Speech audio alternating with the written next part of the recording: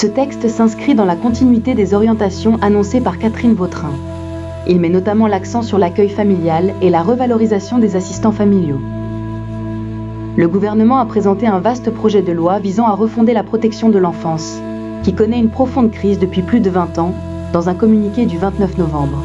Porté conjointement par le ministre de la Justice, Gérald Darmanin, et la ministre de la Santé et des Familles, Stéphanie Rist, le texte sera examiné au premier trimestre 2026. Cette initiative s'inscrit dans la continuité des annonces faites en juin 2025 par Catherine Vautrin, alors ministre du Travail, de la Santé, des Solidarités et des Familles, qui avait alors indiqué le dépôt d'un projet de loi sur ce sujet à l'automne. Quelques semaines plus tard, une première étape avait été franchie avec la publication du décret pouponnière très attendu. Pour Stéphanie Rist, il est urgent d'agir. Ce projet de loi renforce les outils à disposition des professionnels pour donner à chaque enfant un parcours sécurisé et une stabilité matérielle et affective. Les enfants ont besoin d'un horizon dans lequel se projeter, pas d'un provisoire qui dure. Elle rappelle également quelques chiffres dramatiques.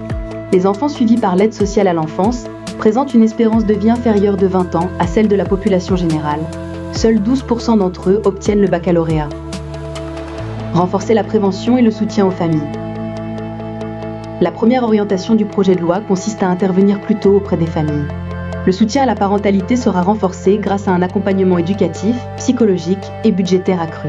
Les mesures administratives à domicile seront également simplifiées afin d'éviter des placements lorsque le maintien de l'enfant est possible et sécurisant.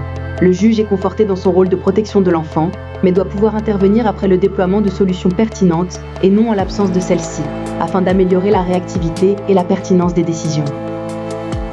Renforcer l'accueil familial. Un second axe majeur consiste à mobiliser davantage l'entourage et à développer les modes d'accueil familiaux. Avant tout placement, les services devront désormais rechercher un tiers digne de confiance déjà lié à l'enfant, que ce soit un membre de la famille ou un proche. Le projet de loi consolide également l'accueil durable et bénévole, qui offre une alternative entre le placement classique et le parrainage, notamment pour les plus jeunes. Le métier d'assistant familial sera modernisé, conformément aux pistes évoquées par Catherine Vautrin en 2025. Cumul d'activités élargi, simplification des normes d'agrément. L'ensemble de ces accueils de type familial feront l'objet d'un contrôle systématisé des antécédents judiciaires pour garantir la sécurité de l'enfant, ajoute le texte. Structurer les parcours des enfants confiés. La sécurisation du parcours des enfants fait l'objet d'une troisième série de mesures. Les plus jeunes, dont les placements en pouponnière se multiplient, bénéficieront d'un suivi renforcé avec une réévaluation systématique de leur situation tous les 6 mois. La procédure de délaissement parental pour adoption sera accélérée lorsque pertinente pour mettre un terme aux situations d'attente qui privent certains enfants d'une perspective stable pendant ces premières années de leur construction émotionnelle. Réaffirmer le rôle de l'État. Enfin, le projet vise à clarifier les responsabilités entre l'État, la justice et les départements.